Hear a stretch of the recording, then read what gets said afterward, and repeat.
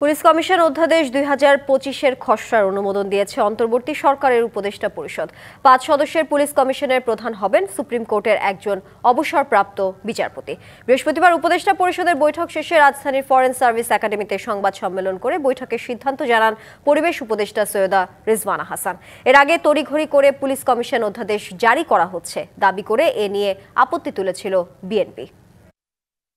৫ সদস্য বিশিষ্ট একটি পুলিশ সদস্য কমিশন গঠন করার অধ্যাদেশটা পাশ করা হলো। পুলিশকে জনবান্ধব জনমুখী করা, এই কমিশন সরকারের সাথে মিলে কাজ করবে। পুলিশ যেন প্রভাবমুক্ত হয়ে কাজ করতে পারে, পুলিশ যাতে মানবাধিকার সংবেদনশীল হয় সে বিষয়ে পুলিশের আধুনিকায়ন কোথায় কোথায় দরকার, কি ধরনের প্রশিক্ষণ দরকার, এগুলোও তারা চিহ্নিত করবে। নতুন এবং ফিরে আসা গ্রাহকদের জন্য নগদে চলছে ক্যাশব্যাক সহ প্রতিদিন হাজারো উপহার জেতার সুযোগ। হবে আশা আর ফেরা, সারপ্রাইজ সেরা।